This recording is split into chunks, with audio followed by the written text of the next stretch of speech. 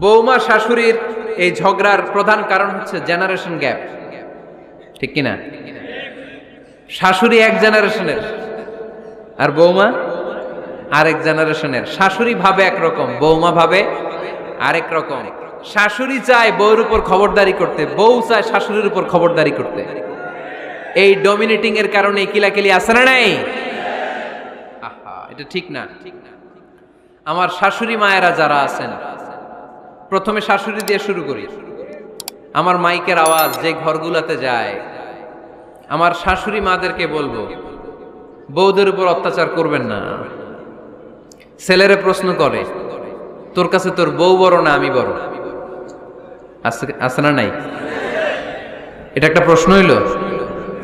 তোর বউ বড় না আমি বড়? দুইজনেই বড়। তো এক ছেলে সুন্দর উত্তর দিছে, আমার কাছে ভালো লাগছে উত্তরটা শুনে।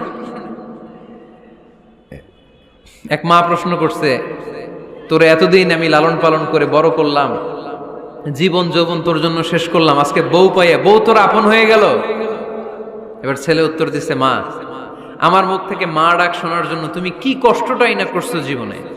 10 মাস আমারে পেটে ধারণ করলা, খাইতে পারো নাই, বমি করছো, খালি ওষুধ খাইছো, তোমার পেট কেটে আমারে বের করা হয়েছে, 2 বছর আমারে দুধ খাওয়াইছো, পেশাব পায়খানা পরিষ্কার করেছো। বয়স যখন 3-4 তখন তোমার আমি মা ডাকছি, এই মা ডাকটা শোনার জন্য তুমি এত কষ্ট করছো।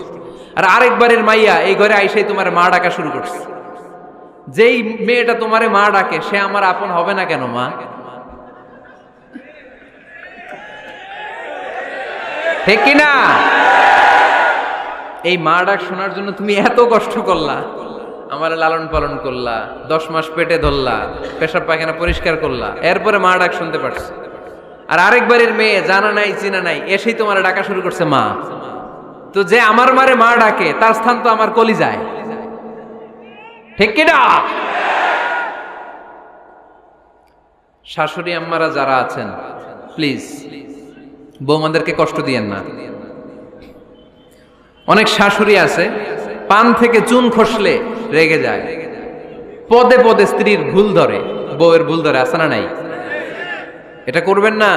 সে তো নতুন, আপনার অনেক এক্সপিরিয়েন্স হতে তার সময় লাগবে, তাকে সময় দিন, তাকে ভালোবাসুন, ঠিক কিনা? না বুঝে সামান্যতে বৌমারে বদদোয়া দেয়, এরকম আছে না নাই?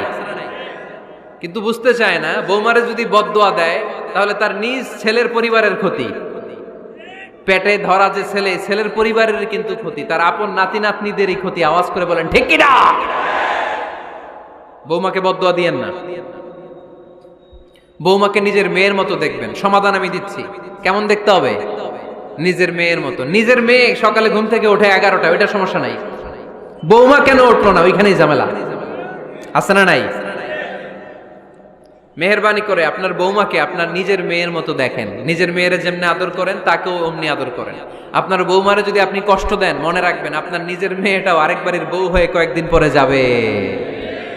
আপনি যা যা করবেন আপনার মেয়েকেও তারা ওই রকম কষ্ট দিয়ে বাড়িতে ফিরিয়ে দিবে। চিল্লায় বলেন ঠিক কিনা?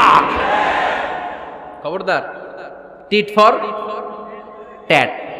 ইট্টি মারলে পাটকেলটি খেতে হয়।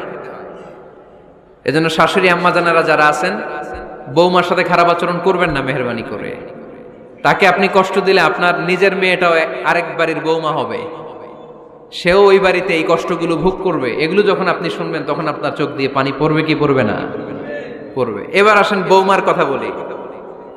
বৌমা যারা আছেন মেহেরবানি করে, বৌমা যারা আছেন মেহেরবানি করে আপনার শাশুড়ি আম্মাকে নিজের মায়ের জায়গায় রাখবেন।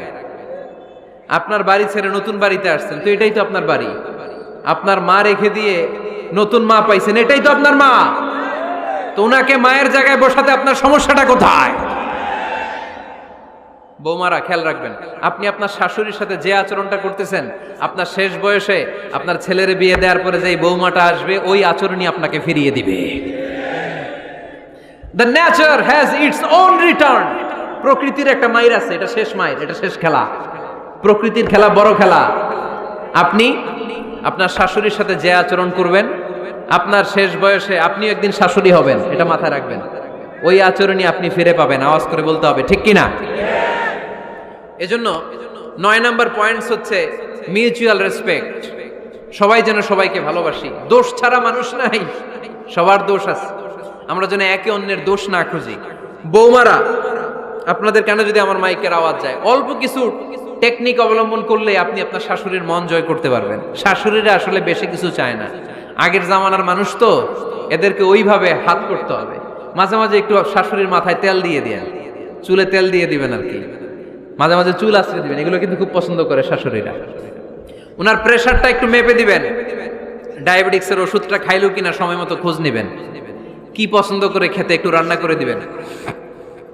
যেই বক্তার ওয়াজ শুনতে পছন্দ করে ওই বক্তার ওয়াজগুলো ডাউনলোড করে শাশুড়ি আম্মাকে দিবেন, ইসলামী বই দিবেন। দেখবেন বয়স্ক নারীরা মাহফিল যেতে খুব পছন্দ করে, ওয়াজ শুনতে খুব পছন্দ করে, নবীদের কাহিনীগুলো শুনতে পছন্দ করে। বসায় বসায় একটু কাহিনীগুলো শোনাবেন। বাইরে বেরোলে জিজ্ঞেস করেন, আম্মা আপনার কিছু লাগবে কিনা। আর একটা টিপস আছে, চুল যখন আশ্রাবেন আর শাশুড়ির মাথায় যখন তেল দিয়ে দিবেন, তখন অতীতের কথা জিজ্ঞেস করেন, দেখবেন অতীতের স্মৃতিতে হারিয়ে গিয়েছে আপনার শাশুড়ি। কি জিজ্ঞেস করবেন জানেন? জিজ্ঞেস করবেন, আম্মা জান, মুক্তিযুদ্ধের সময় আপনার বয়স কত ছিল? ওই সময় মুক্তিযুদ্ধের সময় আপনাদের এলাকায় কি কি হয়েছিল মা? আরেকটা প্রশ্ন করবেন, মা বিয়ের সময় আপনি কেমন ছিলেন?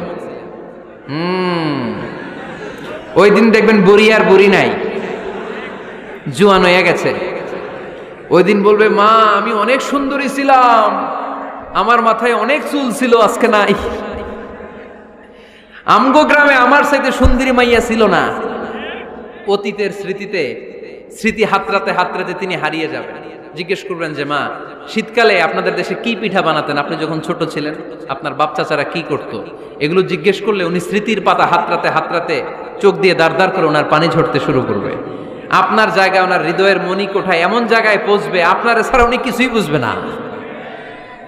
বৌমারা, এই অল্প কিছু টিপস অবলম্বন করে আপনারা আপনাদের শাশুড়ির মনকে জয় করতে পারেন। শাশুড়ি বৌমার দ্বন্দ্ব আমরা চাই না, আমরা চাই শাশুড়ি বৌমাকে নিজের মেয়ের মতো জানো, আর বৌমার শাশুড়িকে আপন মায়ের মতো ভালোবাসুক, ঠিক কিনা? এই মিউচুয়াল রেসপেক্টই পারে শাশুড়ি বৌমার দ্বন্দ্বকে দূর করতে, আর ঘরটারে শান্তির টুকরা বানাতে। আওয়াজ করে বলেন ঠিক কিনা? কয়টা গেল? আর আছে কয়টা? দোয়া করবেন একে অপরের জন্য। দোয়া, সাইয়েদনা ইব্রাহিম ফ্যামিলির জন্য দোয়া করতেন, রব্বি জাআলনি মুকিমাস সালাতি ওয়া মিন যুররিয়াতি রব্বানা ওয়া তাকাব্বাল দুআ। ও আল্লাহ, আপনি আমার নামাজ কায়েমকারী বানান, আমার কলিজার টুকরা সন্তান ইসমাইলকেও নামাজ কায়েমকারী বানান, আমার দোয়াটা আপনার দরবারে আপনি কবুল করে নেন। সুবহানাল্লাহ পড়েন। রব্বানা ইন্নী আসকানতু মিন যুররিয়াতি বিওয়াদিন গায়রি যী যারইন ইনদা বাইতিকাল মুহাররাম। ও আল্লাহ, আমার সন্তান সন্ততি, আমার ফ্যামিলিকে ধুধু মরুপ্রান্তর এই উপত্যকার মধ্যে তোমার কাবা ঘরের সামনে রেখে গেলাম, তাদেরকে তুমি নামাজ কায়েমকারী বানিয়ে দিও। গোটা বিশ্বের সব মানুষের অন্তর আমার ফ্যামিলির দিকে আল্লাহ তুমি ঝুঁকিয়ে দিও। ওয়ারযুকহুম মিনাস সামারাত, ফলমূল দিয়ে আল্লাহ তুমি তাদেরকে রিজিকের ব্যবস্থা করে দিও। তার মানে সব নবীরা তাদের পরিবারের সদস্যদের জন্য দোয়া করতেন কি করতেন না? আবার কোরআন আমাদেরকে শিখালো, রব্বানা হাব লানা মিন আজওয়াজিনা ওয়া মিন যুররিয়াতিনা কুররাতা আ'য়ুন ওয়াজআলনা লিল মুত্তাকিনা ইমামা। ও আল্লাহ, এমন নেককার সন্তান, এমন নেককার স্ত্রী আপনি আমাকে দান করেন যাদের দিকে তাকালে আমার চোখ দুইটা ঠান্ডা হয়ে যায়। চক্ষু শীতলকারী স্ত্রী দেন। বিয়ে যাদের হয় নাই, ইয়াং ছেলেরা এই দোয়াটা করবা। বিয়ের জন্য দোয়ার দরকার আছে না নাই? প্রতিদিন এই দোয়া করবা, আল্লাহ এমন স্ত্রী দেন, এমন জীবন সঙ্গিনী আপনি আমাকে দেন, এমন লাইফ পার্টনার দেন যার দিকে তাকালে আমার চোখ জুড়িয়ে যায়। এমন সন্তান আল্লাহ আপনি আমার ফ্যামিলিতে দেন যাদের দিকে তাকালে আমার চোখ দুইটা ঠান্ডা হয়ে যায়। নেককার সন্তান, নেককার স্ত্রী আল্লাহর কাছে দোয়া করে চেয়ে নিতে হয়। তাহলে ফ্যামিলি মেম্বার একে অপরের জন্য দোয়ার দরকার আছে না নাই? বাবা দোয়া করবে ছেলের জন্য, ছেলে করবে বাবার জন্য, মা দোয়া করবে মেয়ের জন্য, মেয়ে করবে মায়ের জন্য, ভাই করবে বোনের জন্য, বোন করবে ভাইয়ের জন্য। দোয়ার দরকার আছে না নাই? দোয়া করবেন সবাই সবার জন্য। এই যে কোরআনের বঙ্গানুবাদ পাওয়া যায় না এখন, কথা বলেন। স্মার্টফোন আছে কার কার দেখি? হ্যাঁ, কারা কারা স্মার্ট দেখি? হাজার হাজার স্মার্ট।